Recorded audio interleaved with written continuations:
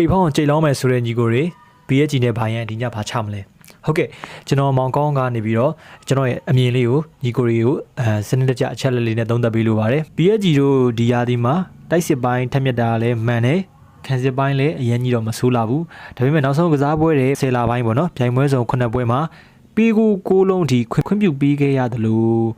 ဒီခံစစ်အနေထားကချစ်လင့်မှုပိုင်းပေါ့နော်အရန်ဆိုးရွားနေတာတော့မဟုတ်ပေမဲ့ဒီရန်ဖန်ရခါမှာဒီတခါလေးကျအမလေးလောက်ရတဲ့ပေါ့နော်လိုရီယန်လူကောင်မျိုးကိုပြန်ပေးရတာဆက်ထရာဘောလူကောင်မျိုး3လုံးကြီးတောင်ပေးလိုက်ရတာပေါ့နော်ဒါဒီမဖြစ်တင်မှုပေါ့နော်အဲ့လောက်ကြီးခံစစ်ကပေါ့နော်ဒါပေမဲ့ဒီလိုအရေးပါတဲ့ပွဲမျိုးမှာဆိုလို့ရှိရင်ပေါ့နော်တေချာအာယုံဆိုင်ပြီးတော့အလေးထားပြီးတော့ PSG တို့တကယ်ကစားမယ်ဆိုလို့ရှိရင်တော့ခံစစ်ပိုင်းကြီးလေးလေးပြင်ဆင်လာမယ်လို့တော့ကျွန်တော်မျှော်လင့်နိုင်ပါတယ်ပြီးကြတော့ဒီချန်ပီယံလိမှာလည်းပေါ့နော်ဒီခတ်ပြီးခဲ့တဲ့3ပွဲမှာအတ္တနာတို့ကပေါ့နော်ဒီယာဒီခြေကျနေလို့ကျွန်တော်တို့ဂိုးပြတ်နိုင်တယ်ဆိုရင်လည်းထားပါတော့ဗျာလီဗာပူးဆန်လည်းထားပါတော့သူ့ထက်တော့ခြေနေနေပေါ့နော်ဒါပေမဲ့2-7နဲ့သူကရရင်ရတယ်လို့ဖြုတ်တာဗျာအဲ့ထက်ပို့ပြီးတော့အထင်ကြီးဖို့ကောင်းနိုင်တာက1 + 80နဲ့ဖွင့်ထားတဲ့ဘာစီအိမ်ခွင်းမှာပဲလေဘယ်ရှုံးတာမဟုတ်ဘူးပေါ့နော်1 + 80နဲ့ဖွင့်ထားတဲ့ဘာစီတို့အိမ်ခွင်းမှာပဲကျွန်တော်တို့ညနေခင်းပိုင်းဆိုလို့ရှိရင်ပို့ပြီးတော့ဟွာဖြစ်တယ်ဗျာကြီးပြင်းတယ်ဗျာ1 + 60နဲ့ဖွင့်ထားတဲ့ဘာစီအိမ်ခွင်းမှာပဲ1-2နဲ့ဖြုတ်ထားတာဆိုတော့ဗျာခြေကတော့တွားရှုပ်လို့မရဘူးဒါတော့ PSG တို့ဟိုပါပေါ့နော်အချက်လက်လေးတွေပေါ့နော်ဒီကျွန်တော်တို့ဘိုင်ယန်ဘက်ကကြည့်မယ်ဆိုလို့ရှိရင်လေပြီးခဲ့တဲ့10လပိုင်းတစ်ပိုင်းလုံးကျွန်တော်တို့ဂျာမန်မိုဒယ်လီဂါချန်ပီယံလိပိုခဲ့ဖလားစတဲ့ပြိုင်ပွဲစုံအရက်မှာဆိုလို့ရှိရင်ဒီကစားခဲ့တဲ့9ပွဲမှာပြီးက3လုံးထိပဲခွင့်ပြုပေးခဲ့ရတာဗျာဘိုင်ယန်က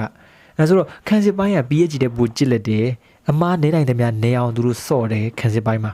ဒီတိုက်စစ်ပိုင်းမှာလည်းသူများမားတယ်လို့ယူတယ်9ပွဲမှာပေါ့24လုံးထိတိုက်စစ်ကရရင်ရတယ်လို့ရှယ်ကျုံးတယ်ရရင်ရတယ်လို့ရှယ်ကျုံးတယ်ပြီးတော့ချန်ပီယံလိမှာလည်း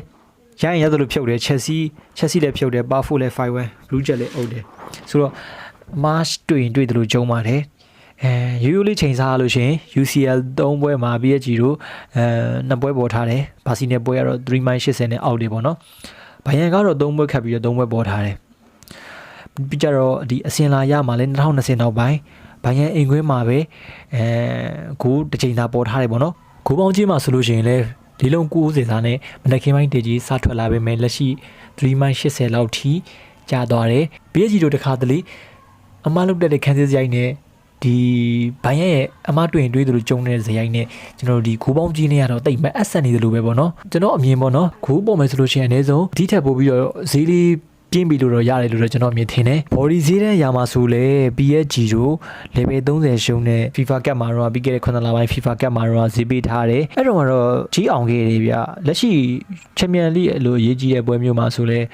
ကျွန်တော်တို့ပေါ့နော်ခုလက်ရှိကြီးပေါ့နော် level 5ပြရှုံးစားအိမ်ဝင်းနေဗျာကျွန်တော်အမြင် PSG တို့ဒါတကယ်နိုင်မယ်ဆိုလို့ရှိရင် level 3-40လောက်တော့အနည်းဆုံးပေးတင်တယ်လို့ထင်တယ်ဗျဆိုတော့ဘိုင်ယန်ဘက်ကိုနည်းနည်းဈေးရတော့ရိုင်းနေတယ်ပေါ့နော်ဆိုတော့ကျွန်တော်ကတော့ရေးဆိုမယ်ဆိုလို့ရှိရင်ဒီကိုကျွန်တော်နဲ့အမြင်တူတဲ့သူတွေbody တပွဲကောင်းအနေနဲ့ဘိုင်ယန် body နဲ့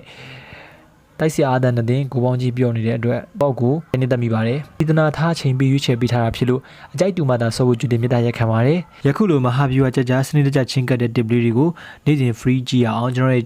ဒီ channel လေးကို like and subscribe လုပ်ထားခဲ့နိုင်တယ်လို့အခုဗီဒီယိုရဲ့ comment က Telegram channel မှာလည်းဝင်ပြီးတော့ Telegram channel လေးကိုရိုက်နိုင်ပါတယ်။ Okay ညီကိုတွေဆင်ပြေကြပါစေဗျ။